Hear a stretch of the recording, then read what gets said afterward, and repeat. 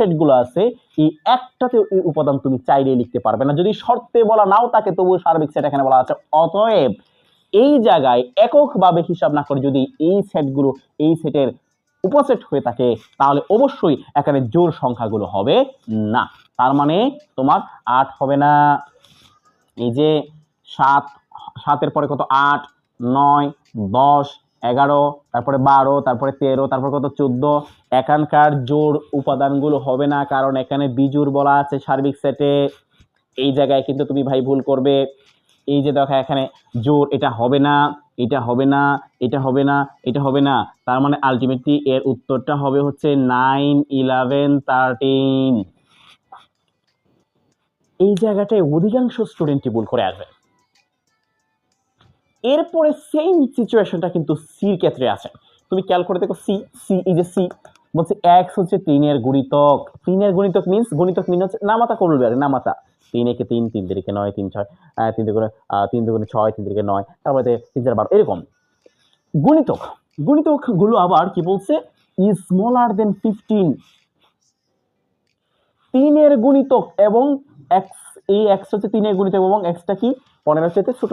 15 চাইতে 3 এর গুণিতক গুলো আমরা লিখি।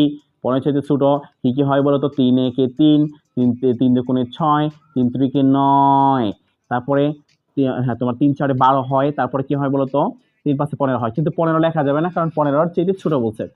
ভাই তুমি কনফিডেন্সের সাথে এটা লিখছো আর ধরা খাইছো, মারা খাইছো ডাইরেক্ট কথা। 100% তুমি এখানে ধরা খাইছো।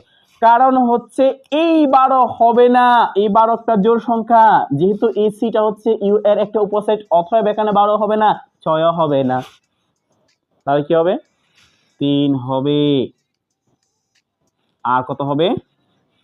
9 হবে। এই যে ভাই তুমি আরেকটা ধরা খাইছো,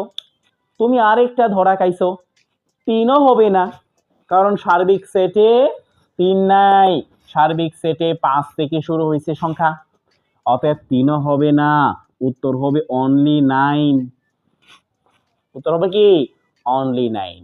এই প্যাচ গুলো যদি তুমি না পারো, কনফিডেন্সের সাথে সহজ একটা ইউনিট, যে ইউনিট থেকে তোমার আনসার করার 100% ইচ্ছে, 100% প্রিপারেশন, ওই জায়গায় তুমি ধরাটা খাবে। ঠিক আছে, আশা করি আমার এই কনফিউশন দূর করার ক্লাসে সকলেই ভালো বুঝতে পারছো। সচেতন থাকবে সেট ফাংশন, পরিসংখ্যান, বীজগাণিতিক রাশি এই ধরনের ইউনিটগুলোতে, কারণ জানা জিনিস ভুল হবে, কনফিডেন্সের সাথে সঠিক উত্তরটা ভুল উত্তর দিয়ে আসবে। ভালো থাকবে, সুস্থ থাকবে। এই ধরনের কনফিউশন